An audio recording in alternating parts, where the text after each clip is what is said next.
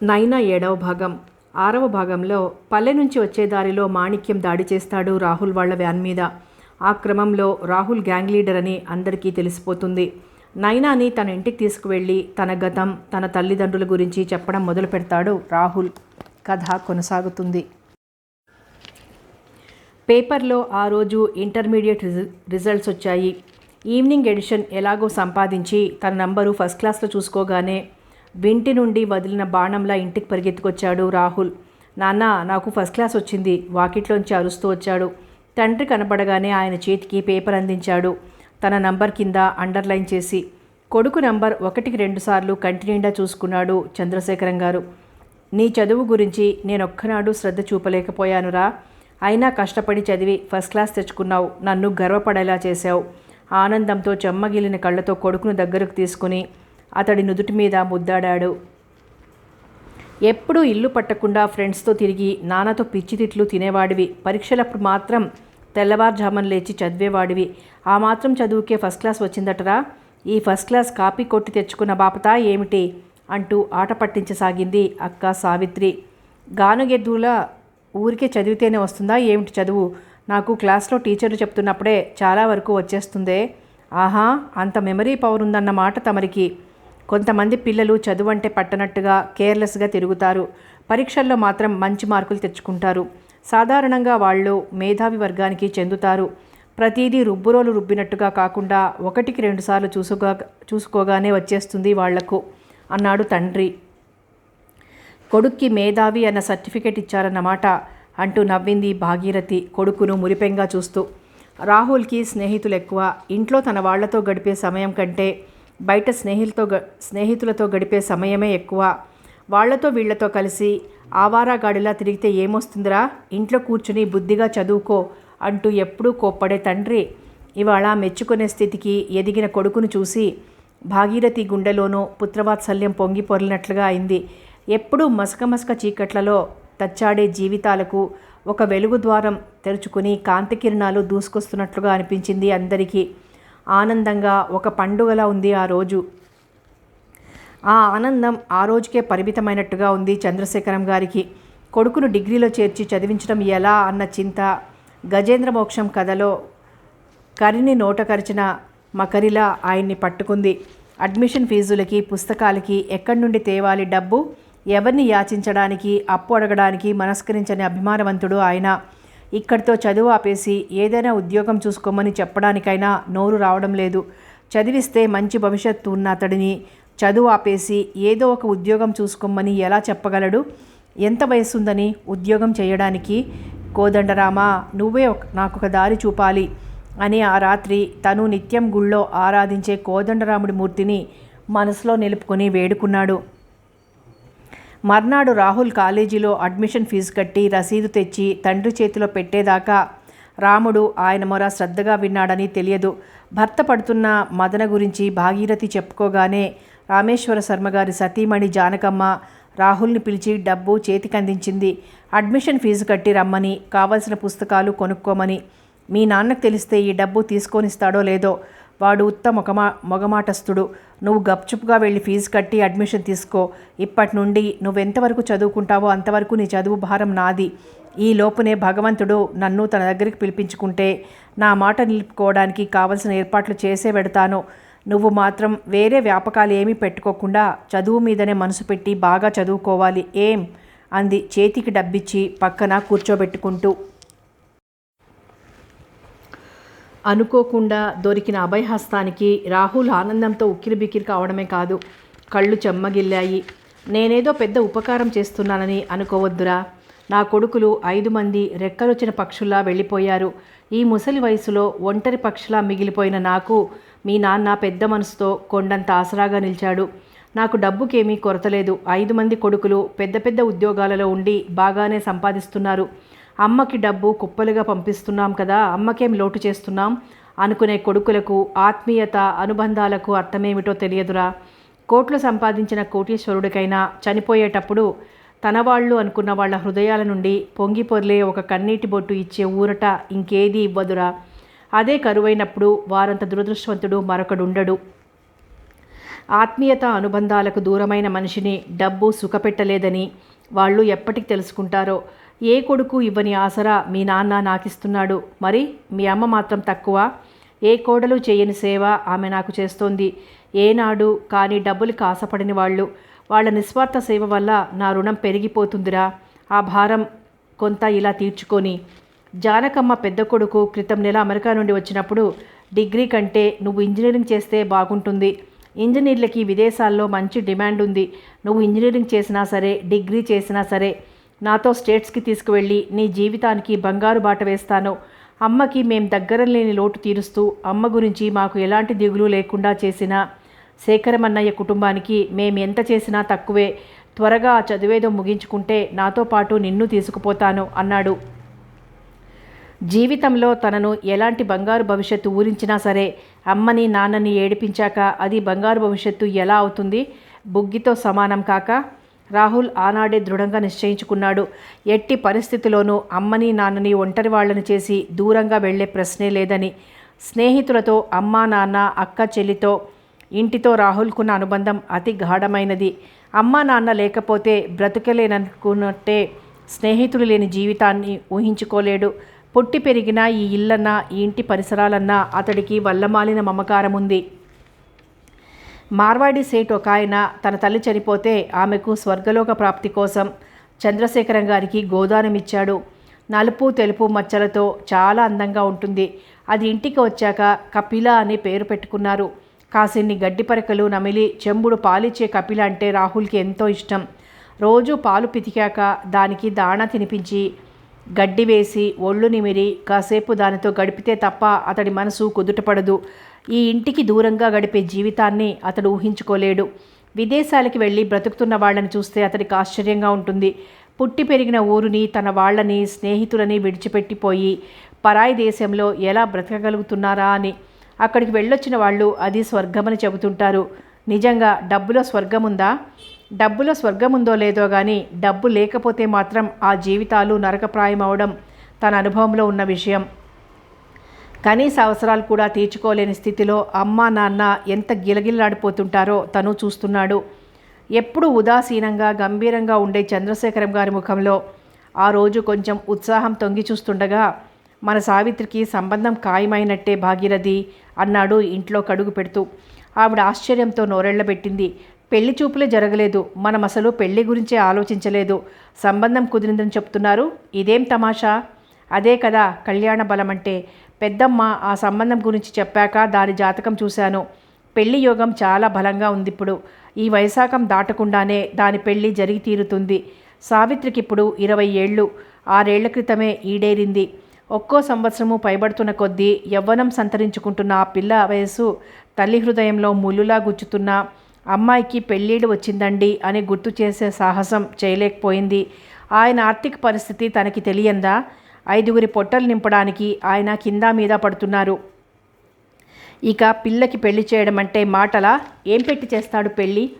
పిల్లకి పెళ్లి చేసి అత్తారింటికి పంపడం అన్నది ఆవిడికి గగన కుసుమంగా కనిపించేది. భర్త తమాషా చేయడం లేదని తెలిసాక, ఇంతకీ పెళ్లి కొడుకు ఎవరు?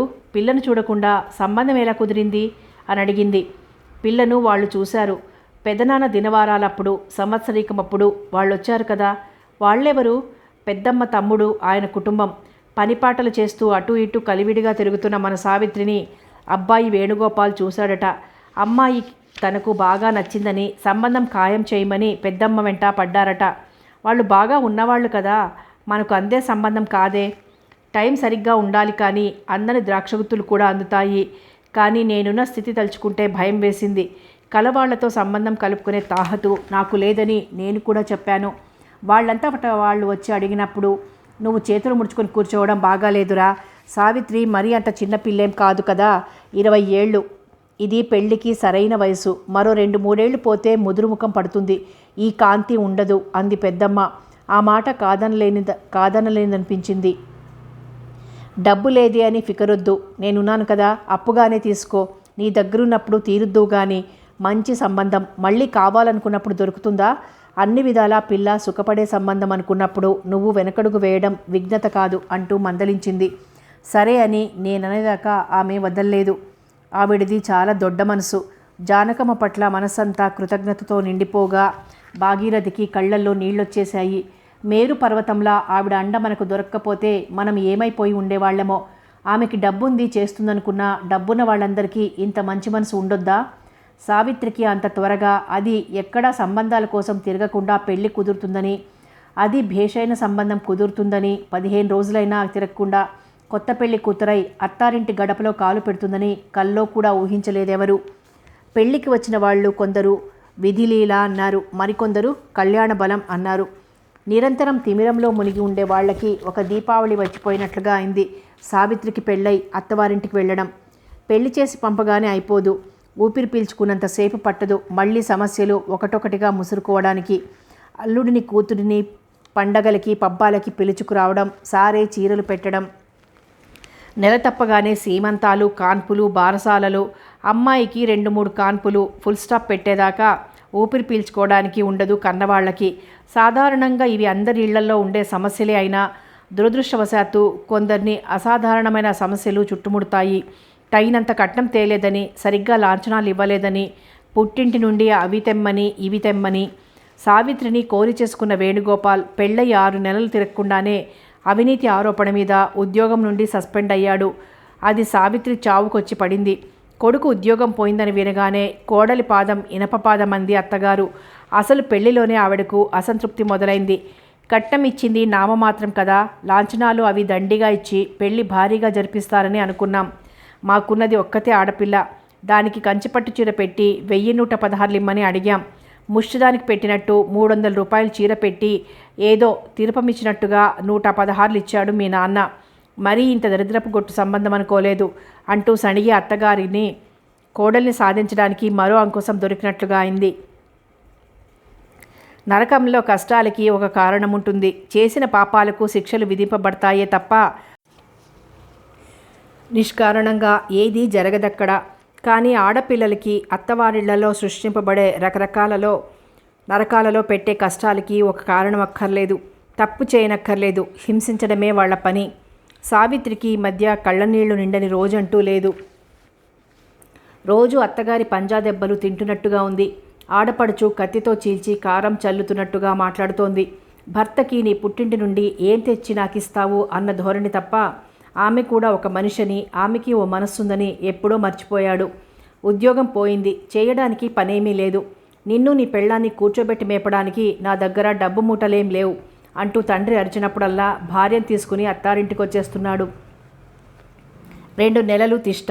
పోతూ పోతూ ఈసారైనా స్కూటర్ ఇప్పించకపోతే మీ మర్యాద దక్కదు అంటూ హెచ్చరిక. పురుడు పోసి బారసాల చేసి 3వ నెల వెళ్ళిపోయే ముందు అత్తవారింట్లో పిల్లని తల్లిని దిగబెట్టి వచ్చింది భాగీరథి. వచ్చే ముందు చెప్పింది వియ్యపురాలు చేతులు పట్టుకొని, అబ్బాయి చదువు ఈ సంవత్సరంతో అయిపోతుంది. వాడు ఉద్యోగంలో చేరితే కొంచెం ఆయనకి చేయి తిరుగుతుంది. స్కూటర్ తప్పక కొనిపెడతాడు. మీకివ్వాల్సిన వాటికి ఏం లోటు రానివ్వం. ఈలోగా పిల్లదాన్ని మాత్రం మాటలతో బాధ పెట్టకండి.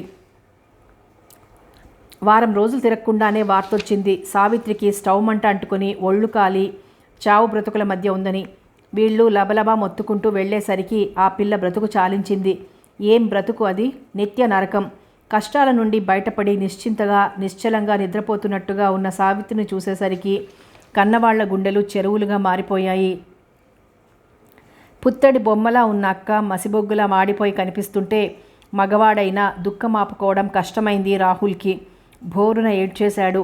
కనుబొమ్మలు జుట్టు కాలిపోయి అక్క ముఖం వికృతంగా కనిపిస్తుంటే తులసి భయపడి తల్లి ఒడిలో ముఖం దాచుకుంది.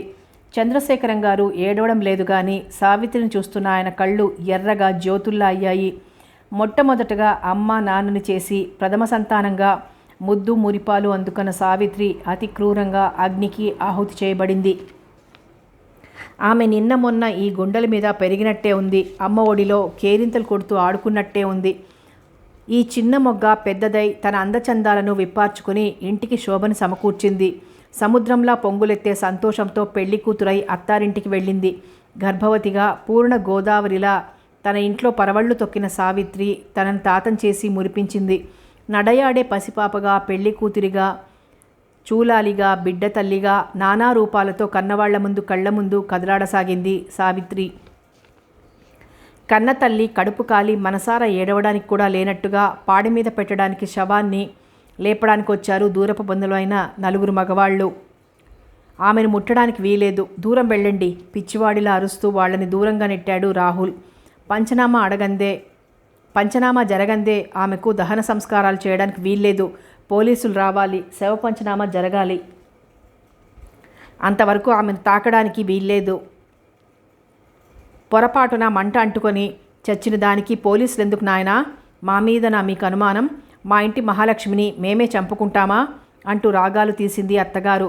పొరపాటున మంటలంటుకోలేదు, మీరే కిరాతకంగా మా అక్కని మంటలకు ఆహుతి చేశారు.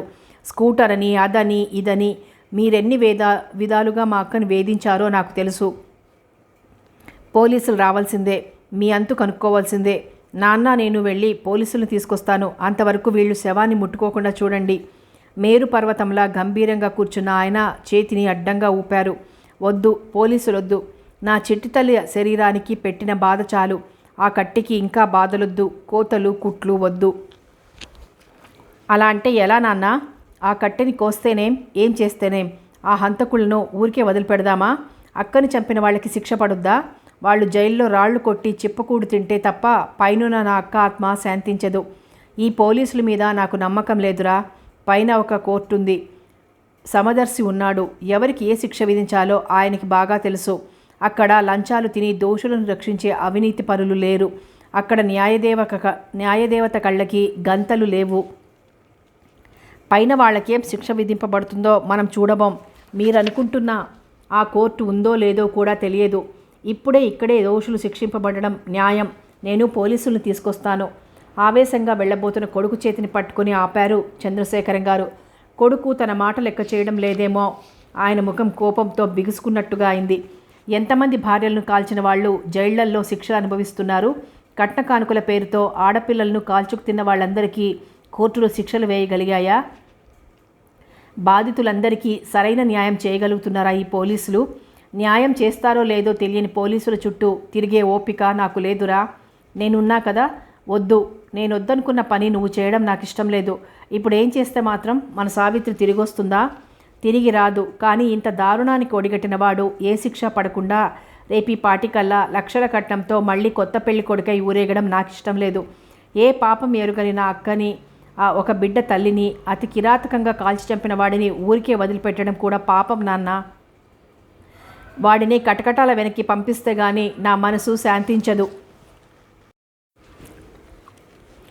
వాడికి నిజంగా నువ్వు శిక్ష వేయించగలను అనుకుంటున్నావా? ప్రపంచాన్ని కాచి వడబోసిన ధీమా ముఖంలో వ్యక్తమవుతుంటే అక్కడ గుమిగూడిన వాళ్లలో ఒక ఆయన అడిగాడు, ఎందుకు వేయించలేం? పోలీసులతో చెప్పి అరెస్ట్ చేయిస్తాను. కోర్టు బోన్లో నిలబెట్టి ప్రాసిక్యూట్ చేయిస్తాను. 7 ఏళ్లు జైలు శిక్ష. పిచ్చివాడా, ఎంత అమాయకుడివి! ఆయన ఒక వెర్రి నవ్వుతో అడ్డు తగిలాడు. ఒకరికి శిక్ష పడేలా చెయ్యాలన్నా లంచం ఇవ్వాలి. శిక్ష నుండి తప్పించుకోవాలన్నా లంచం ఇవ్వాలి. ఇద్దరి నుండి లాభపడేవాడు ఎవడయ్యా ఈ ప్రపంచంలో? అంటే సరైన ఆన్సరు పోలీసు అని వస్తుంది. అలాంటి పోలీసుల మీద అంత భరోసా పెట్టుకోవడం మంచిది కాదు. 100కో 1,00,00,000కో నిజాయితీ గల పోలీసు వాడుంటే వాడు నీకు తగిలితే అది నీ అదృష్టం అనుకోవాలి. రాహుల్ని సమర్థించిన వాళ్ళు లేకపోలేదు. మేం చూడగా ఆ పిల్లను చాలా కష్టాలు పెట్టారు. ప్రాణం పోయేటప్పుడు మేము ఆ పిల్ల పక్కనే ఉన్నాం. మొగ్గుడే అగ్గిపుల్ల గీచి చీర మీద వేశాడని ఏడుస్తూ చెప్పింది. తనను తొందరగా హాస్పిటల్కి తీసుకెళ్ళమని, ఎలాగైనా తనని బ్రతికించమని, తను చచ్చిపోతే తన చిట్టి తల్లి లేనిదవుతుందని నా చేతులు పట్టుకొని ఏడ్చింది. చచ్చిపోతూ ఆ పిల్ల ఏడ్చిన ఏడుపు ఇంకా చెవుల్లో మారుమోగుతున్నట్టుగానే ఉంది. వీళ్ళని ఊరికే వదలకూడదు. పోలీసులను తీసుకురండి, మేం మీ వెనక ఉంటాం అంది ఓ ఇల్లాలు. రాహుల్ వెళ్ళి పోలీసులకు కంప్లైంట్ రాసిచ్చి వాళ్ళని తీసుకొచ్చేసరికి శవాన్ని శ్మశానానికి తరలించడం, దహన సంస్కారం జరపడం అయిపోయింది. రాహుల్ పోలీసులతో చితి దగ్గరికి వచ్చేసరికి సావిత్రి రెండోసారి కాలి బుగ్గి అయింది. ఇన్స్పెక్టర్ రాహుల్ భుజం తట్టి, మీరు రిపోర్ట్ ఇచ్చారు కదా, మేం చూసుకుంటాం. అతడిని సాక్షులను విచారించి అతడు దోషి అని తేలితే అరెస్ట్ చేస్తాం అన్నాడు నింపాదిగా. మీరొచ్చే వరకు కూడా శవాన్ని ఉంచకుండా ఉరుకులు పరుగులతో తీసుకెళ్లి తగలేసిన వాడు హంతకుడు అనిపించడం లేదా? వేరే సాక్ష్యాలు కావాలా? కోపంగా అడిగాడు. మేం స్వయంగా విచారించాలి కదా. అదెప్పుడు? తైలం పడ్డాకనా? ఇన్స్పెక్టర్ ముఖం కోపంతో కందగడ్డలాయింది. ఏమిటి మిస్టర్, చాలా మాట్లాడుతున్నావు? నువ్వు చెప్పగానే అతన్ని అరెస్ట్ చేసి తీసుకెళ్ళడానికి నువ్వు సీఎం అనుకుంటున్నావా, పీఎం అనుకుంటున్నావా అన్నాడు కళ్ళెర్రజేసి. రాహుల్కి కోపం వచ్చింది, కానీ తమాయించుకున్నాడు. విచారణ జరిపి అరెస్ట్ చేయండి సార్, అతడే కాల్చి చంపాడు అనడానికి ఇరుగు పొరుగు సాక్ష్యం ఉన్నారు. తన భర్తే అగ్గిపుల్ల గీచి తన మీద పడేశాడని మా అక్క చచ్చిపోతూ చెప్పిందట. అదే నిజమైతే అతన్ని తప్పక అరెస్ట్ చేస్తాను. చట్ట ప్రకారం జైలు శిక్ష, జుల్మానా పడేలా చూస్తాను. శ్మశానం నుండి ఊళ్ళోకొచ్చిన ఇన్స్పెక్టర్ సావిత్రి అత్తామామల్ని, ఆడబిడ్డని, భర్తని విడివిడిగా గదిలోకి పిలిచి ప్రశ్నించాడు. తమది ఎంత అన్యోన్య దాంపత్యమో కళ్లకు కట్టినట్టు చెప్పాడు వేణుగోపాల్. సావిత్రిని నేను ప్రేమించి పెళ్లి చేసుకున్నాను సార్.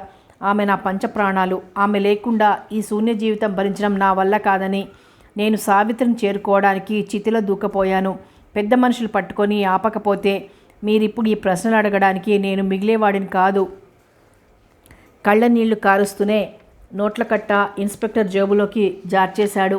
ఇన్స్పెక్టర్ చూసి చూడనట్టుగా నటిస్తూ, నీ భార్యను చాలా కష్టాలు పెట్టారని, నువ్వే నీ భార్యకి నిప్పు పెట్టావని మాకు ఫిర్యాదు అందింది. దానికి నీ సమాధానం అన్నాడు గాంభీర్యం సడలకుండా. నా అత్తగారికి నా మీద, మా వాళ్ల మీద సదభిప్రాయం లేదు సార్. నేను చేసిన తప్పు ఒక్కటే, అలకపాన్పం మీద ఒప్పుకున్న స్కూటర్ ఇవ్వమని మధ్య మధ్య గుర్తు చేసేవాడిని. వాళ్ళు ఇస్తాం అన్నారు కానీ ఇవ్వలేదు. వాళ్ళు స్కూటర్ ఇవ్వకపోయినంత మాత్రాన నేను నా భార్యని కాల్చి చంపుతానా సార్? వేణుకి దుఃఖం అంతకంతకు ఎక్కువై బావురుమన్నాడు. రాహుల్ బయట నిలబడి కిటికీలోంచి ఈ నాటకమంతా గమనిస్తున్నాడు. తరువాత ఇన్స్పెక్టర్ బయటకు వచ్చి ఇరుగు పొరుగుని విచారించాడు. లేనిపోని తద్దినం మనకెందుకని కొందరు మాకేం తెలియదన్నారు. ఒక ఆమె మాత్రం ధైర్యం చేసి చెప్పింది, సావిత్రిని వాళ్ళు చాలా కష్టాలు పెట్టారని, మళ్ళీ పెళ్లి చేసుకుంటే 1,00,000 కట్నం వస్తుందని, భర్తే ఆమెను కాల్చి చంపాడని. ఇప్పుడు నువ్వు చెప్పిన మాటలు కోర్టుకొచ్చి బోన్లో నిలబడి చెప్పాల్సి ఉంటుంది. చెప్తావా? మొత్తం కేసంతా ఒక్క నీ సాక్ష్యం మీద ఆధారపడి ఉంటుంది. పోలీసులు ఏమైనా అడిగితే నోరెత్తొద్దని ఇంతకు ముందే మా ఆయన హెచ్చరించారు. అయినా సాటి ఆడది దారుణంగా హత్య చేయబడింది కదా. ఆ పిల్ల నన్ను నోరారా పిన్ని పిన్ని అని పిలిచేది. అందుకే మనసు ఉండబెట్టలేక చెప్పాను. ఇక పోలీస్ స్టేషన్లకి, కోర్టులకి తిరిగానంటే మా ఆయన నన్ను ఇంట్లో ఉండకుండా వెళ్ళగొడతాడు నాయన. ఇంతటితో నన్ను వదిలిపెట్టు అంటూ ఆవిడ దండం పెట్టి సరసరా లోపలికి వెళ్ళిపోయింది. ఇన్స్పెక్టర్ అన్నాడు, లాభం లేదు మిస్టర్, కేసు విత్డ్రా చేసుకో. సాక్ష్యాధారాలు లేందే మేమేం చెయ్యలేం. ఇక్కడ మాట్లాడిన వాళ్ళెవ్వరూ కోర్టుకు వచ్చి సాక్ష్యం పలికేవాళ్ళు కాదు. కేసు కోర్టుకు వెళ్ళి జడ్జి తీర్పు చెప్పాలంటే సాక్ష్యాలు, రుజువులు కావాలి. అవి లేనప్పుడు అక్కడైనా కేసు కొట్టివేయబడేదే కదా. ఈ ప్రయాస అంతా దేనికి? మీరు తలుచుకుంటే సాక్ష్యాలు, రుజువులు సంపాదించడం ఒక లెక్క కాదు. కోడిగుడ్డు మీద ఈకలు మొలిపించగల సమర్థులు, కానీ తలుచుకోరు. ఎందుకంటే మీ జేబు బరువు మిమ్మల్ని వెనక్కి లాగుతోంది కాబట్టి. ప్రజలకి న్యాయం చేయాల్సిన పోలీసులే న్యాయాన్ని ఎక్కడికక్కడ దిగమింగుతుంటే మా కష్టాలు ఇంకెవరితో చెప్పుకోవాలి? వచ్చినప్పటి నుండి చూస్తున్నాను. నేను విలన్ని, నువ్వు హీరోవి అయినట్టు మాట్లాడుతున్నావు. మా పోలీస్ ఆఫీసర్ని అవమానిస్తే ఏం జరుగుతుందో తెలుసా? నీ మీద క్రిమినల్ కేసు బనాయించి బొక్కలోకి తోసి తోముతాను. పెళ్ళికి కూడా పనికిరాకుండా పోతావు. ఏదో అక్కపోయిన దుఃఖంలో నీ మనస్థితి బాగాలేదని జాలిపడి వదిలేస్తున్నాను. మరోసారి నోరు పారేసుకున్నావంటే ఖచ్చితంగా జరిగేది అదే. Be careful. లాఠీతో రాహుల్ గుండెల మీద పొడిచి చకచకా సాగిపోతున్న ఇన్స్పెక్టర్ ప్యాంటు జేబు బరువుగా కదలడం ఎర్రటి కళ్లతో గుండెల మంటతో చూశాడు రాహుల్. కదిలిపోతున్న అతడి ప్యాంట్ జేబులో పాములా ముడుచుకు పడుకున్న నోట్ల కట్టని బయటికి లాగి అతడి ముఖం మీద విసిరి కొట్టాలన్న ఆలోచనను బలవంతంగా అణుచుకున్నాడు రాహుల్. అణుచుకోకపోతే అక్షరాల అతడి హెచ్చరిక అమలవుతుందని తెలుసు కాబట్టి. వెర్రివాడా, నేనేం చెప్పానో అదే జరిగింది కదా అన్నట్టు చూశాడు తండ్రి. హంతకులకు శిక్ష వేయించి అక్క ఆత్మకి శాంతి కలిగించలేకపోయినా అక్క పాపని మనం తీసుకెళ్ళి సాకితే అక్క ఆత్మకి శాంతి కలుగుతుంది నాన్న. పాపని మనతో తీసుకెళ్ళిపోదాం. ఆ పాప వాళ్లకు సంబంధించింది, మనకు కాదు. ఆ పాపని పెంచి పెద్ద చేసి పెళ్లి చేసి పంపే స్తోమత నాకు లేదు. ఆ స్తోమత నాకు లేకే కదా బంగారం లాంటి నా బిడ్డను పోగొట్టుకుంది. మళ్ళీ ఆ తప్పు చెయ్యను. అది వాళ్ల పిల్ల, వాళ్లే పెంచుతారు. అక్కని చంపినట్టే దాన్ని చంపుతారు నాన్న. వాళ్ల పిల్ల, వాళ్ళిష్టం. అక్క జ్ఞాపకంగా పాపని మనం పెంచుకుందాం నాన్న. రాహుల్ గొంతు రుద్ధమైపోయింది. అక్క జ్ఞాపకం ఒక శవానికి అంత్యక్రియలు జరపకుండా పెట్టుకోవడం లాంటిది. మీ పెద్ద కూతురి మీద మిగతా పిల్లల కంటే ప్రేమ ఎక్కువ కదా. దాని చితి కూడా ఆరకముందే దాన్ని మర్చిపోవాలని ఎలా అనుకున్నారో ఆశ్చర్యంగా ఉంది. భాగీరథ్కి కూడా మనవరాల్ని తీసుకెళ్లి పెంచాలని, ఆమెలో కూతుర్ని చూసుకోవాలని ఉంది. రాహుల్ కూడా తండ్రి కాఠిన్యాన్ని నిరసించకుండా ఉండలేకపోయాడు. కూతురు చచ్చిపోతే ఇంతవరకు ఆయన కళ్ళ నుండి నీళ్లు రాలేదు. ఇప్పుడొచ్చాయి కళ్ళల్లో నీళ్లు. అవి బుగ్గల మీదుగా జారి టపటపా కింద పడ్డాయి. అల్లారు ముద్దుగా పెంచుకున్న నా కూతురు, బంగారు బొమ్మలా ఉన్న నా కూతురు బ్రతికుండగానే కాలి బుగ్గయిందే. తలుచుకున్న కొద్దీ నా గుండెలు మండిపోతున్నాయి. మండి నా నుండి ఎవరికి ఏ శాపనార్థాలు బయలుపెడతాయో అనని భయంగా ఉంది. కీడు చేసిన వాడైనా సరే నా వల్ల ఎవరికి ఏ అపకారం జరగకూడదు. ఇది నేను మొదటి నుండి పెట్టుకున్న సిద్ధాంతం. నేనెవరికైనా అపకారం చేస్తే అది మరో రూపంలో వచ్చి నన్ను చుట్టుముడుతుంది. నా కూతురు విషాదాంతాన్ని నేను మర్చిపోలేకపోతే నాలో క్రోధ భీషణ జ్వాలలు చెలరేగుతాయి. అవి నా కూతుర్ని చంపిన వాళ్లను చుట్టుముట్టి వాళ్ళ అంతానికి దారితీస్తాయి. ఈ పోలీసులు, ఈ కోర్టులు నన్ను పట్టుకోవు కానీ భగవంతుడు మాత్రం నన్ను హంతకుడిగా తప్పక పట్టుకుంటాడు. అందుకే నా పెద్ద కూతుర్ని నేను మర్చిపోవాలన్న నిర్ణయానికి వచ్చాను. దాంతోపాటు దాని అత్తగారిని. మీరంతా కూడా నా దారిలో నడిస్తే నాకు సంతోషం. నా భార్య పిల్లలు నా అడుగుజాడల్లో నడవడం ధర్మం కదా. ధర్మమే. ఎవరైనా మనకు అన్యాయం చేస్తే న్యాయం కోసం పోరాడడం కూడా ధర్మమే కదా నాన్న. ఇది కలియుగం. అధర్మానికి అన్యాయానికి బలం ఎక్కువ. ఓడిపోతామని తెలిసినప్పుడు పోరాడకపోవడమే మంచిది కదా. నేను భగవంతుడిని గాఢంగా నమ్మే మనిషిని. ఆయన దగ్గర తప్పక న్యాయం జరుగుతుంది. ఆ నమ్మకంతోనే నేను నిశ్చింతగా ఉండగలను. ఇది భగవద్గీత పారాయణం చేయడం వల్ల నాకు లభించిన వరం. రాహు, నువ్వు కూడా భగవద్గీత పారాయణం చెయ్యి. జయాపజయాల పట్ల, కష్టసుఖాల పట్ల సమదృష్టి ఏర్పడుతుంది, స్థితప్రజ్ఞత కలుగుతుంది అంటూ ధ్యానయోగంలోని ఒక శ్లోకాన్ని చదివారాయన. జితాత్మనః ప్రశస్తాస్య పరమాత్మ సమాహితః శీతోష్ణ సుఖదుఃఖేషు తథా మానయో. నేను ప్రత్యేకంగా చదవక్కర్లేదు నాన్న. మీరు చదువుతుంటే రోజు చెవిలో పడుతూనే ఉంటుంది గీత. చదివిన దానికంటే విన్నది ఎక్కువ ప్రభావం చూపుతుందంటారు కదా. శ్రవణం ఈ మాయను ఛేదించడానికి మంచి తరుణోపాయంగా చెప్పబడింది శాస్త్రాలలో. గీతాసారాన్ని మననం చేసుకో. ఇక వాళ్ళ మీద ద్వేషభావం వదులుతుంది. నీ మనసు ఆటుపోట్ల నుండి బయటపడి ప్రశాంతంగా ఉండగలుగుతుంది. తండ్రి గీతోపదేశం నిప్పు మీద ఆజ్యం పోసినట్లుగా అయింది రాహుల్ మనసు మీద. అతడి కళ్లల్లోని ఎరుపు మరింత చిక్కదనాన్ని పులుముకుంది. సావిత్రి చనిపోయి గంటల నుండి రోజులకు, రోజుల నుండి వారాలకు మారిపోయింది. చంద్రశేఖరం గారు కూతురి జ్ఞాపకాలను ఎంతవరకు దూరంగా ఉంచగలిగారో తెలియదు కానీ ఇంట్లో మిగతా వాళ్ల పరిస్థితి కడు శోచనీయంగా మారింది. తిండి లేదు, నిద్ర లేదు. సావిత్రి జ్ఞాపకాలతో గుండెలు బరువెక్కిపోతున్నాయి.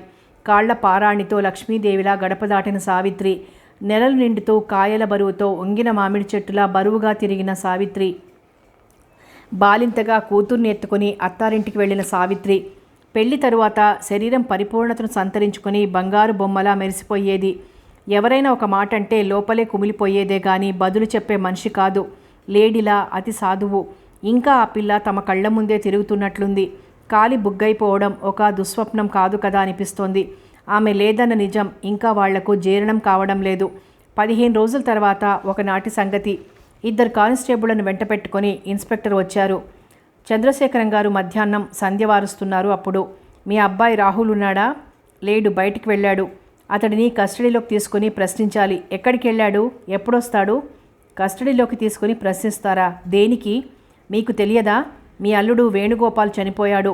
నిజంగా అతడు చనిపోయిన సంగతి మీకు తెలియదా? ఇన్స్పెక్టర్ చంద్రశేఖరం గారి ముఖంలోకి అనుమానంగా చూస్తూ అడిగాడు. ఆయన తల అడ్డంగా ఊపాడు. మీ అల్లుడు ఆరు బయట మంచం మీద పడుకున్నవాడు పడుకున్నట్లే కాలి బూడిదయ్యాడు. అతడిని అలా సజీవ దహనం చేసింది ఎవరో తెలుసా? మీ కొడుకు రాహుల్ శర్మ. ఆ రోజు అతడి ఆవేశం చూసి అలాంటిదేదో చేస్తాడని అప్పుడే అనుకున్నాను. నా అనుమానం కరెక్ట్ అయింది. రాత్రి అతను ఎక్కడున్నాడో తెలుసా?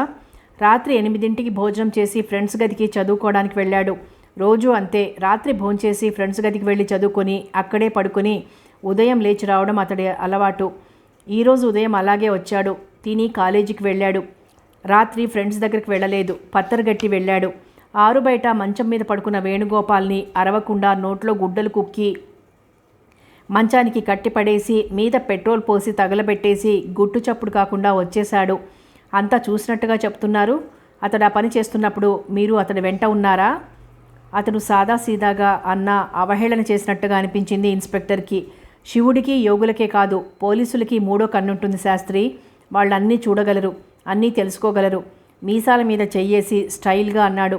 ఆ కన్ను, తర్కము, అనుమానము నీ అల్లుడిని అంత దారుణంగా హత్య చేసే అవసరం ఇంకెవరికీ లేదు, నీ కొడుక్కి తప్ప. మీ వియ్యంకులు కూడా అనుమానం నీ కొడుకు మీదే వ్యక్తం చేశారు. నా కూతుర్ని వాడు కాల్చి చంపాడని ఖచ్చితంగా తెలిసినా మీరతడిని అరెస్ట్ చేయలేదు, నిక్షేపంగా వదిలిపెట్టారు. వాడు మళ్ళీ పెళ్లి కొడుకై మరో ఆడదాని మెడకు ఉరితాడుగా మారుతున్నా మీకు పట్టలేదు. ఇప్పుడు నా కొడుకుని కేవలం అనుమానంతో అరెస్ట్ చేయడానికి వచ్చారా? ఇదెక్కడి ధర్మం, ఇదెక్కడి న్యాయం? లా అండ్ ఆర్డర్ను ఇలాగేనా అమలుపరిచేది? మీకు మూడో కన్ను ఉంటే ఉండొచ్చు కానీ అది భృగు మధ్యంలో లేదు, అది అరికాల్లో ఉంది. భృగు మహర్షికున్నట్లు అరికాల్లో ఉంది. అందుకే ఇంత అహం, కన్ను మిన్ను కానని అహం, ఏం చేసినా చెల్లుతుందన్న అహం. ఓ, నీకు నీ కొడుకులాగే ఆవేశం ఎక్కువ ఉందే. పోలీసుల ముందు ఆవేశం ప్రదర్శిస్తే ఏం జరుగుతుందో తెలుసా?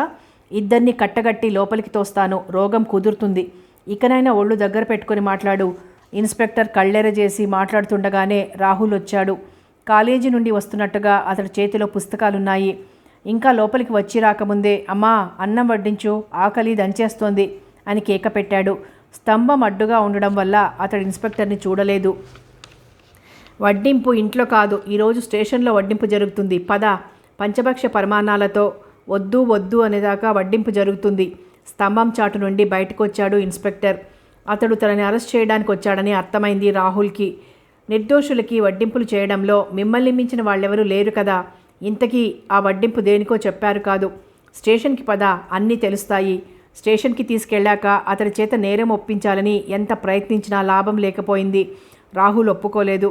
తనసలు రాత్రి పత్తర్గట్టే వెళ్ళలేదని, ఆ రాత్రి భోంచేసి రోజులాగే తన ఫ్రెండ్స్ గదికి వెళ్ళి చదువుకొని పడుకున్నానని, రోజూ తన దినచర్య అదేనని చెప్పాడు. ఆ అడ్రస్కి పోలీసులను పంపి ఎంక్వైరీ చేయించాడు ఇన్స్పెక్టర్. రాహుల్ అబద్ధం చెప్పలేదని తేలింది. నిజం చెప్పకపోతే థర్డ్ డిగ్రీ ఉపయోగిస్తాను. థర్డ్ డిగ్రీ అంటే తెలుసా అంటూ బెదిరింపుల వరకే సరిపెట్టాడు కానీ ఒక్క దెబ్బ కూడా కొట్టలేదు. చివరికి విడిచిపెడుతూ అన్నాడు, సాక్ష్యాధారాలు దొరకలేదని నిన్ను విడిచిపెడుతున్నాను కానీ నువ్వే ఈ మారణ హోమం చేశావని నాకు గట్టి నమ్మకం. ఆ రోజు మీ అక్క చితిమంటలు నీ కళ్ళల్లో ప్రతిబింబించడం నేను చూశాను. రక్తమే రూపమెత్తిందా అన్నట్టు నీ కళ్ళల్లో కనిపించిన ఆ కోపాన్ని నేనింకా మర్చిపోలేదు. ఒక హంతకుడికి నేను వేయించాల్సిన శిక్ష నువ్వు అమలు చేసావన్న నిజం నా మనసుకు తెలుసు కాబట్టి నీ మీద ఒక దెబ్బ కూడా పడకుండా వదిలిపెడుతున్నాను. కానీ ఒక హెచ్చరిక మాత్రం చేస్తున్నాను. నువ్వు నీ ఆవేశాన్ని అదుపులో పెట్టుకోకపోతే జీవితంలో వెలుగును కోల్పోవాల్సి వస్తుంది. భవిష్యత్తును నీ చేజేతులా నాశనం చేసుకున్న వాడివి అవుతావు. అతడిని పోలీసులు వదిలిపెట్టినా తండ్రి మాత్రం వదిలిపెట్టలేదు. దుర్మార్గులకి శిక్ష పడాలంటారా? వద్దా? పడాలి. మీరు దేవుడి దగ్గర కోర్టుంది అంటారు. ఉంటే ఉండొచ్చు, కానీ అక్కడ దుర్మార్గులకి ఏ శిక్ష పడుతుందో మనం చూడబోం. నేరస్తులకి శిక్ష వేయడం సమంజసమే అనుకుంటే కన్నుకి కన్ను, పన్నుకి పన్ను న్యాయమైన శిక్షే. నేను ఆ హంతకుడికి విధించి నా చేతులతో అమలు పరిచాను. ఒక్క మాటలో చెప్పాలంటే వేణుగోపాల్ని చంపాను. పువ్వులాంటి నా అక్కని మంటలకు ఆహుతి చేసిన ఆ దుర్మార్గుడిని పెట్రోల్ పోసి తగలబెట్టాను. జడ్జి పని జడ్జి చేయాలి, తలారి పని తలారి చెయ్యాలి. నువ్వు జడ్జివి కాదు, తలారివి కాదు. రెండు పనులు నువ్వే చేసి తప్పు చేశావు, హంతకుడివయ్యావు. నీ కోసం ఉరితాడును నువ్వే తయారు చేసుకున్నావని మర్చిపోవద్దు. నిన్ను కన్నందుకు పశ్చాత్తాపపడే క్షణం ఇలా వస్తుందని నేను అనుకోలేదు. ఒక హంతకుడికి తండ్రిని అనిపించుకోవడం కంటే చావడం మేలనిపిస్తోంది. నన్ను నేను దహించుకుని ఇహలోక బంధాలు తెంచుకొని పారిపోదామనిపిస్తుంది. కానీ ఆత్మహత్య పాపం కదా. నా భార్యని, ఇంకా పెళ్లి కాని కూతుర్ని అనాథలను చేసిపోతే ఆ పైన భగవంతుడికి నేనేమని సమాధానం చెప్పుకోగలను? కుమిలిపోతున్నట్టుగా ఆయన ముఖాన్ని చేతుల్లో దాచుకున్నారు. రాహుల్లో పశ్చాత్తాపం పడగవిప్పినట్టుగా అయింది. గొంతులో దుఃఖపు జీర ధ్వనిస్తుండగా అన్నాడు, మీరు ఆలోచిస్తున్న కోణం వేరు, నేను ఆలోచించిన కోణం వేరు. వాడికి మళ్ళీ పెళ్లి సంబంధాలు వస్తున్నాయని తెలిసాక నా కోపాన్ని ఆపుకోలేకపోయాను నాన్న. నా అక్కను నిర్దాక్షిణ్యంగా పొట్టన పెట్టుకున్నవాడు మళ్ళీ పెళ్లి కొడుకై ఊరేగుతున్నాడని తెలిసి మరీ ఇంత అన్యాయమా అనిపించింది. అన్యాయాన్ని మనం సహించిన కొద్దీ అదింకా బలం పుంజుకొని అబలల మీద, అమాయకుల మీద పంజా విసురుతూనే ఉంటుంది అనిపించింది. అందుకే దాన్ని అంతమొందించాలనే నిర్ణయానికి వచ్చాను. ఒక దుర్మార్గుడిని అంతమొందిస్తున్నాను అనుకున్నానే కానీ నేను హంతకుడిని అవుతున్నాను అన్న స్పృహ లేదు నాన్న. క్షమించు. మరోసారి ఇలాంటి పొరపాటు జరగదని మీకు మాటిస్తున్నాను. క్షమించడం, అన్యాయాన్ని సమర్థించడం ఒకటేనని నా ఉద్దేశం. మళ్ళీ నీ వల్ల ఇలాంటి తప్పు జరగదు అనడం ఒట్టి మాట. నా రక్తంలో దోషముందో, నా పెంపకంలో లోపముందో తెలియదు. నువ్వు చేసిన పాపపు పనిలో నేను భాగస్వామిని కావాల్సిందే. శిక్ష నాకు పడాల్సిందే. ఈ క్షణం నుండి నువ్వు నన్ను నాన్న అని పిలవడానికి వీల్లేదు. నేను చస్తే నాకు తలకొరివి పెట్టాల్సిన నువ్వు ఈ రోజు నుండి నా దృష్టిలో జీవన్మృతుడివి. నేను చస్తే నువ్వు నాకు పితృకర్మ చేయడానికి వీల్లేదు. నా శవాన్ని తాకడానికి కూడా వీల్లేదు. ఇది నిన్ను నన్ను సమానంగా బాధిస్తుందని తెలుసు. అందుకే ఇద్దరికీ కలిపి ఒకే శిక్ష విధిస్తున్నాను. నాన్న, శరాఘాతం తగినట్లుగా పిలిచాడు రాహుల్. నావి ఉట్టుట్టే మాటలు కావు. నా ఆజ్ఞని అతిక్రమిస్తే ఏం జరుగుతుందో తెలుసా? నా ప్రాయోపవేశం, పితృహత్య పాతకం కూడా నిన్ను చుట్టుకొని నిన్ను నరకానికి ఈడ్చుకుపోతుంది. జాగ్రత్త. ఒళ్ళు దగ్గర పెట్టుకొని మసులుకో. రాతి బొమ్మలా నిలబడిపోయాడు రాహుల్. అందమైన పాటలో హఠాత్తుగా అపశృతి పలికినట్టుగా అయింది నా జీవితంలో. రాహుల్ గుండెను చీల్చుకుని వస్తున్నట్టుగా ఒక నిట్టూర్పు వెలువడింది. సాధారణంగా ఖైదీలలో పరివర్తన కలగడానికి శిక్షలు విధించడం జరుగుతూ ఉంటుంది. కఠిన శిక్షల వల్ల వాళ్లలో పశ్చాత్తాపం కలుగుతుందా, ఇంకా బండబారిపోతారా అన్నది ఎవరూ సరిగ్గా చెప్పలేరనుకుంటా. నా విషయంలో నాన్నగారు విధించిన శిక్ష నాలోని సున్నితత్వాన్ని నెమ్మదిగా హరించి వేసిందేమో అనుకుంటున్నాను. ఆ రోజు నుండి నాన్నగారు నాతో మాట్లాడలేదు. నేనేం చేసినా పట్టించుకోలేదు. మళ్ళీ నిట్టూర్చాడు రాహుల్. నా చదువు పూర్తయ్యేసరికి నా ఇంట్లో ఆర్థిక పరిస్థితి కొడిగట్టిన దీపంలా అయిపోయింది. నాన్నకి క్షయ ప్రారంభమైంది.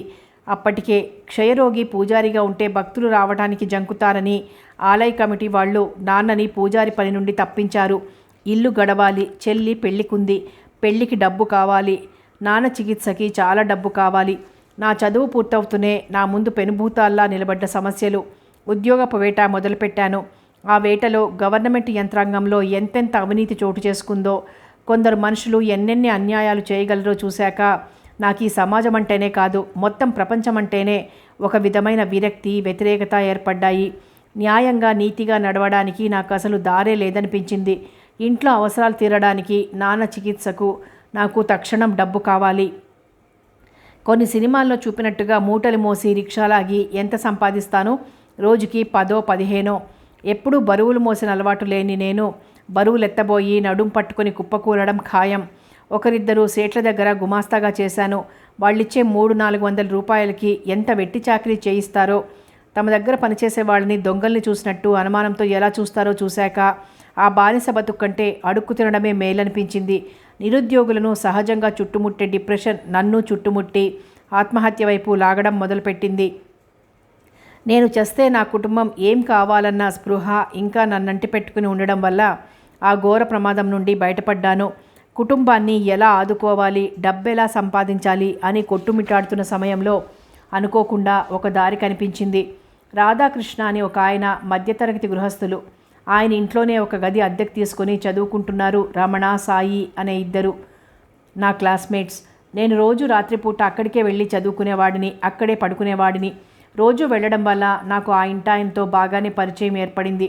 రోజు పడుకోబోయే ముందు ఇంటి ముందు అరుగుల మీద కూర్చుని పిచ్చాపాటి మాట్లాడుకోవడం మాకు అలవాటు.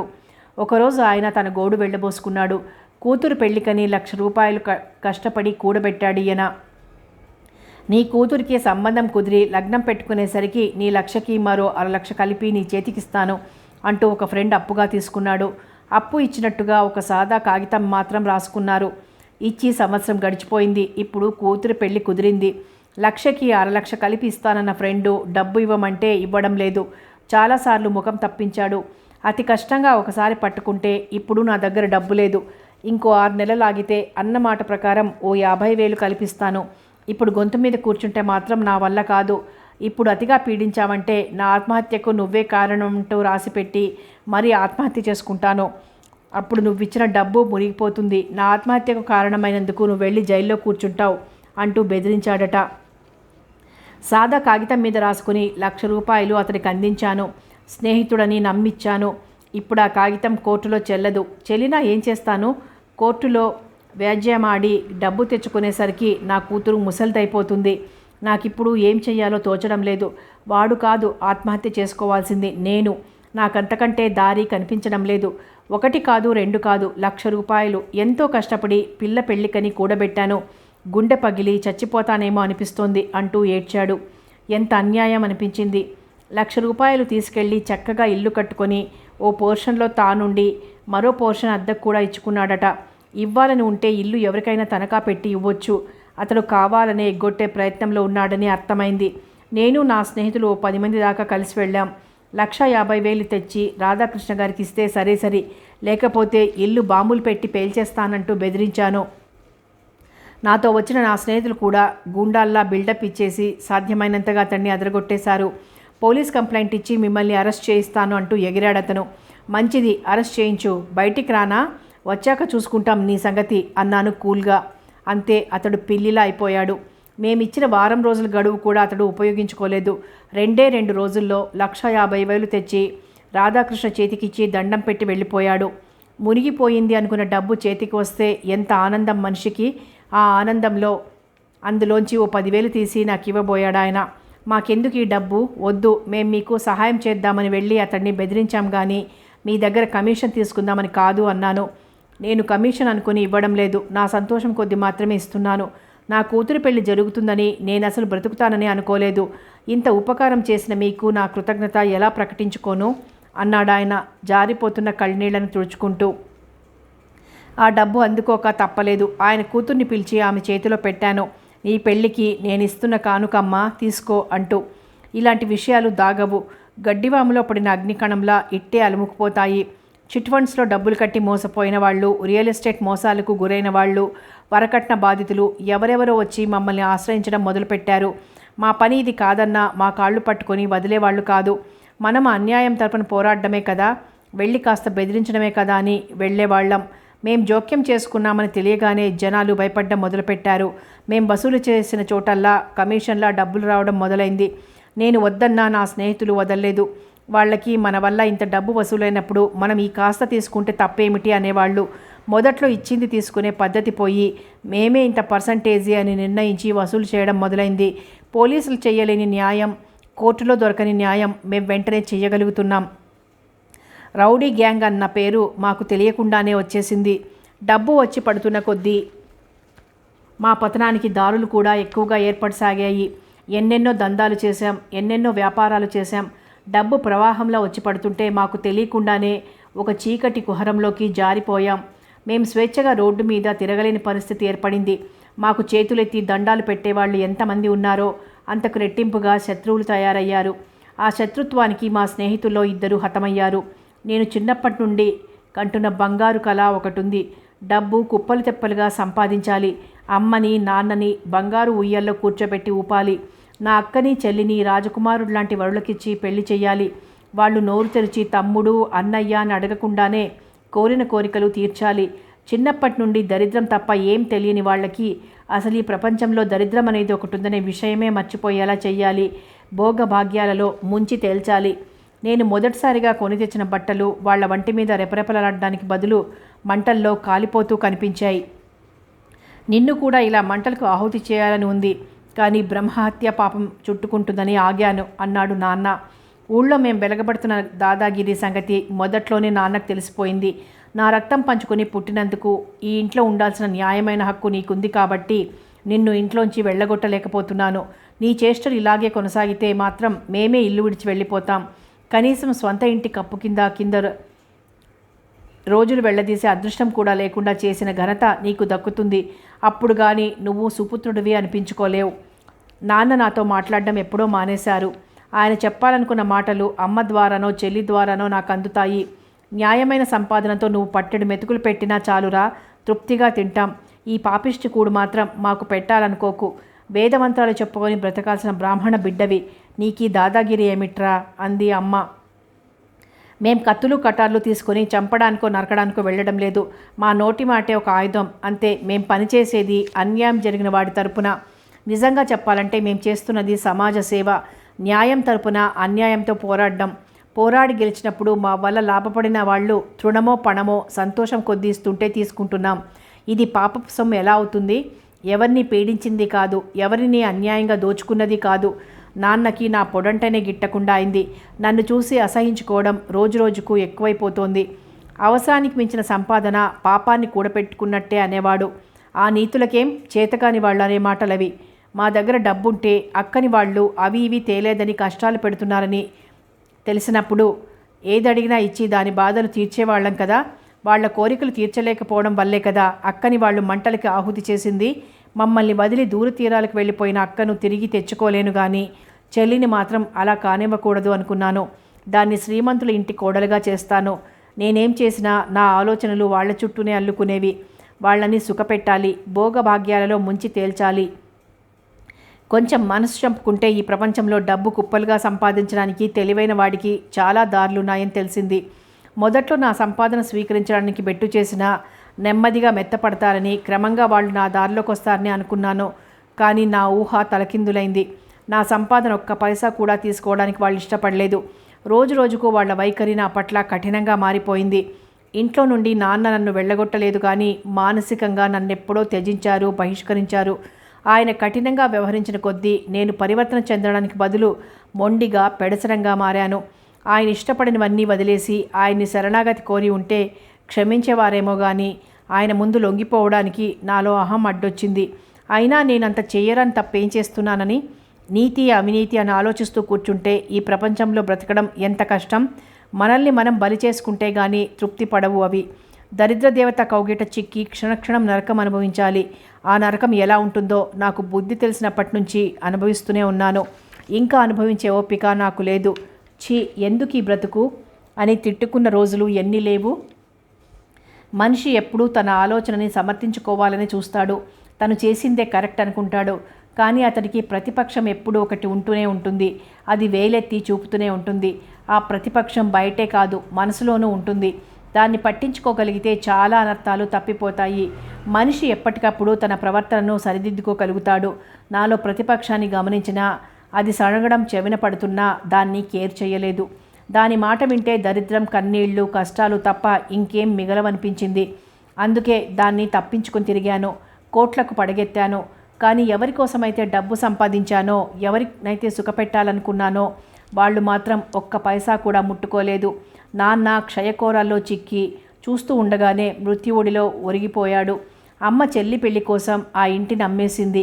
రెండో పెళ్లివాడికి చేసింది తులసిని. ఇప్పుడు ఆమె దగ్గరే ఉంటుంది. భర్త అడుగుజాడల్లో నడవడమే ధర్మం అనుకున్న ఆవిడ ఇప్పుడు కూడా నా డబ్బుకు ఆశపడదు. నన్ను చూడ్డానికి కూడా ఇష్టపడదు. ఈ ఇల్లు అమ్ముతుంటే నా పేరు బయటికి రాకుండా మధ్యవర్తి ద్వారా కొనిపించాను. ఈ ఇంట్లో ఉన్నవి ఉన్నట్టుగా వదిలేసిపోతే రెట్టింపు రేటిచ్చి కొంటానని మధ్యవర్తి ద్వారా కబురు చేశాను. అలాగే రెట్టింపు రేటుతో కొన్నాను. ఈ ఇల్లు కొన్నది నేనేనని ఆమెకి చాలా రోజులకి తెలిసింది.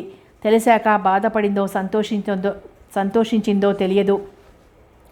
నా దృష్టిలో ఈ ఇల్లు ఒక దేవాలయం. ఈ ఇంట్లో నా జ్ఞాపకాల నిధులున్నాయి. అమ్మ పుట్టింటి తరపు వాళ్ళెవరైనా వస్తే వెళ్ళేప్పుడు అక్క చేతిలో, తులసి చేతిలో 10 20 పెట్టి వెళ్ళేవాళ్ళు. తులసి చాక్లెట్లకో బిస్కెట్లకో ఖర్చు పెట్టుకునేది కానీ సావిత్రక్కకి అలా ఖర్చు పెట్టుకునే అలవాటు లేదు. నా ఫ్రెండ్స్ సినిమాకి పెడుతున్నారే అని నేను దిగులుగా ముఖం పెడితే, నా దగ్గరున్నాయిలేరా చూసిరా అంటూ పైట కొంగు ముడివిప్పి తీసిచ్చేది. పరీక్ష పాస్ అయి ఫ్రెండ్స్ పార్టీ అడుగుతున్నారే అంటే, నా దగ్గర ఎక్కువ లేదురా ఇంతే ఉంది అంటూ ఉన్నవన్నీ తీసిచ్చేది. ఎవరింటికైనా వెళ్తే ఓ జిలేబీ ముక్కో మిఠాయి ఉండో ఇస్తే, నాకు తీపి సహించదత్తా, మా రాహుల్కి స్వీట్స్ అంటే ఇష్టం, వాడికి పట్టుకెడతాం అంటూ అతి జాగ్రత్తగా కాగితంలో పట్టుకు తెచ్చి నాకు ఇచ్చేది. ఇలా ఎన్నని చెప్పను. గీతా పారాయణం చేస్తూ నాన్నగారి ఆత్మ ఇంకా ఈ ఇంట్లో తిరుగుతున్నట్టుగానే అనిపిస్తుంటుంది నాకు. నా చెవుల్లో గింగురుమనే ఆ గీతా శ్లోకాలు నన్ను ఆత్మశోధనకు పురికొల్పుతూనే ఉంటాయి. అందుకే ఈ ఇంటిని నేను కొన్నాను. నాన్న, అమ్మ, చెల్లి ఉన్నప్పుడు ఎలా ఉండేదో అలాగే ఉంచాను. పురావస్తు మ్యూజియంలా ఉందే తప్ప ఇందులో జీవం ఎక్కడి నుండి తేను. జీవం కోల్పోయిన ఈ ఇంట్లో నిలబడి ఆత్మశోధన చేసుకుంటుంటే జీవితంలో నేను కోల్పోయిందేదో స్పష్టంగా తెలుస్తోంది. జీవితాన్ని ఉన్నది ఉన్నట్టుగా స్వీకరించారు మా నాన్న. ప్రతిఘటించే ప్రయత్నం చేయలేదు. దరిద్రాన్ని దరిద్రంగా భావించక నిర్లిప్తంగా అనుభవించారు. ఏమీ లేకపోయినా అన్నీ ఉన్న ఆత్మతృప్తితో పోయారు. అన్నీ ఉన్నా ఏమీ లేనట్లుగా నా ఆత్మ అలమటించిపోతోంది. నా వాళ్ళంతా నన్ను చీత్కరించి బహిష్కరించిపోయారు. ఏకాకిని చేసిపోయారు. అంతులేని ఎడారిలో చిక్కుకున్నట్టుగా ఉన్న నాకు నీ పరిచయం ఒక ఒయాసిస్లా కనిపించింది. అమ్మ, నాన్న, చెల్లి తరువాత అంతగా కావలసిన మనిషివి నువ్వనిపించావు. అందుకే నా జీవిత గాథని, మనసులోని బాధను చెప్పుకున్నాను. ముందుకు ఇంకా ముందుకు వెడితే అగాధం తప్ప ఇంకేం లేదు. ఈ దారి ఇక్కడితో ఆఖరు అన్న బోర్డు నాకు నేనే పాతుకుని వెనక్కి తిరిగే ఆలోచనలో ఉన్నాను. నాకు మార్గాన్ని నిర్దేశించునైనా, నాకు విముక్తి కలిగే ఉపాయం చెప్పు. నాయనా ముఖంలో ఉదాసీనత అలుముకుంది. అతడి చేతుల నుండి తన చేతులు విడిపించుకుంటూ కాఠిన్యం, జుగుప్స కలగలిసిన గొంతుతో అంది. ఇంకా అగాధంలో పడలేదని ఎలా అనుకుంటున్నావు? ఎప్పుడో పడిపోయావు. అగాధంలో కాదు, వైతరిణిలో. ఆ చీము నెత్తురు ఇప్పుడు ఎలా కడుక్కుంటావు? ఆ వైతరిని దాటినా నీ ముందున్నది నరకమే గాని స్వర్గం కాదు. నీతి నిజాయితీలంటే నీకంత తేలికైందా? నీతి కోసం, ధర్మం కోసం దరిద్రం అనుభవిస్తేనేం? నిప్పులో కాల్చిన బంగారంలా మనిషి నిగ్గు తేలుతాడు కదా. మీ నాన్నగారిని చూసైనా తెలుసుకోలేదా సద్వర్తనంలో ఉన్న హాయి ఏమిటో? ఆయన హాయిగా ఉన్నట్టు నాకెప్పుడూ అనిపించలేదు. నిస్సహాయత, నిర్లిప్తత. సద్వర్తనుడై తాను సుఖపడలేదు, తనని నమ్మిన వాళ్ళని సుఖపెట్టలేదు. నాయనా ముఖంలో చీత్కారం స్పష్టంగా కనిపించింది. ఏకాకిగా అలమటించిపోతూ కూడా నీకింకా బుద్ధి రాలేదు. సుఖానికి నిర్వచనం ఏమిటో ఇప్పుడు కూడా తెలుసుకోలేకపోతే ఆ వైతరినే నీకు తగిన చోటంటాను. అక్కడే పడి పందిలా దొర్లు, అక్కడే నీకు సుఖం దొరుకుతుంది. నాయనా, రాహుల్ ముఖం పాలిపోయింది. సుశీల మంటలో చిక్కుకున్న ఆ రోజు ఆమె భర్తను పెట్రోల్ పోసి తగలబెడతానన్నావు గుర్తుందా? అప్పుడు నీ కళ్ళలో కనిపించిన కసి, ఆ ఎరుపు ఇంకా నేను మర్చిపోలేదు. ఆ రోజు నువ్వంటే కలిగిన ఏవగింపు నన్నొదలలేదు. ఇప్పుడు పూర్తిగా నీ నిజస్వరూపం చూశాక, మనుషులు డబ్బు కోసం ఇంతగా దిగజారిపోతారని తెలిసాక నాకు కలిగిన అసహ్యం, జలద్రింపు, వాటిని వర్ణించడానికి నాకు మాటలు చాలడం లేదు. నన్ను నీకు కావలసిన మనిషినని ఎప్పుడూ అనుకోవద్దు. నీలాంటి వాళ్ళంటే నాకు పరమరోత. నీలాంటి వాళ్లకు నేను ఆమడ దూరంలో ఉంటాను.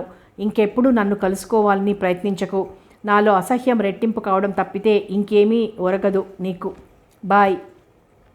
వెళ్ళిపోనైనా, మీరంతా ఒకటే జాతి. అసహించుకుని తరిమి కొట్టడం కంటే క్షమించి, అతడిలోని గొప్పదనం మీకు తెలియదు. క్షమించాలని, సంస్కరించాలని అనుకోరు. నాన్నగారిలోనూ అదే కాఠిన్యత.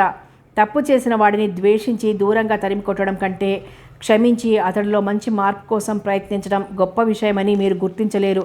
మీకు తెలిసిందొక్కటే, బహిష్కరణ, త్యజించడం. అతడి మాటల్లోని ఆక్రోశం నైనాని కదిలించలేదు. ఎగతాళిగా నవ్వింది. తెలియని వాళ్ళకి చెప్పొచ్చు. అన్నీ తెలిసి నిప్పుని ముట్టుకునే వాళ్ళకి ఏం చెబుతాం? చెప్పినా లాభం ఏమిటి? నువ్వేం చిన్న పిల్లాడివా? ఎవరో వచ్చి సరిదిద్దడానికి ఇప్పుడు నీకు ఓనమాలు నేర్పాలా? అవును, మీ నాన్నగారిది నాది ఒకటే జాతి. ప్రాణం పోయినా సరే అనైతికాన్ని, అధర్మాన్ని సహించం. నీలాంటి నీతి బాహ్యులకు క్షమాభిక్ష ఉండకూడదు. క్షమిస్తే అవినీతిని, అధర్మాన్ని ప్రోత్సహించినట్టే. ఉరికంబమే నీ బోటి వాళ్లకు సరైన చోటు. ఎంత నిర్దాక్షిణ్యం, ఎంత కఠినమైన తీర్పు! మంటల మీద నిప్పులు చల్లే మనిషిని నిన్నే చూస్తున్నాను. మా నాన్న జాతి మనుషుల నుండి ఇంతకంటే వేరే ఆశించడం నాదే తప్పు. దీర్ఘమైన నిట్టూర్పు విడిచాడు. ఎవరికి వాళ్ళు ఉద్ధరించుకోవాలి కానీ ఇంకెవరో ఉద్ధరిస్తారో అనుకోవడం ఎంత తెలివి తక్కువ! ఎంతో ప్రపంచాన్ని చూసిన వాడివి. జన్మ సంస్కారానికి తక్కువ లేదు. నువ్వు నిజంగా ఈ జీవితం వద్దనుకుంటే దీన్ని వదిలిపెట్టడానికి ఇంకెవరి సాయం నీకు అక్కర్లేదు. చెప్పు, నీకున్నదంతా త్యజించి ఒక బిచ్చగాడి స్థాయికి దిగజారిపోగలవా? నీ చేతిని అందిస్తానంటే నీకోసం నా సర్వస్వాన్ని తృణప్రాయంగా వదిలిపెడతాను నాయనా. ఎంత అత్యాశ! నీ గాలిని కూడా నేను భరించలేను. నేను నీకు చేతిని అందివ్వడమా? ఇంపాసిబుల్. ఇదే మన ఆఖరి కలయిక. ఇంకెప్పుడు నన్ను కలుసుకోవాలని చూడకు. నైనా చరచరా వెళ్ళిపోతుంటే విఫలంగా చూశాడు రాహుల్. కథ కొనసాగుతుంది.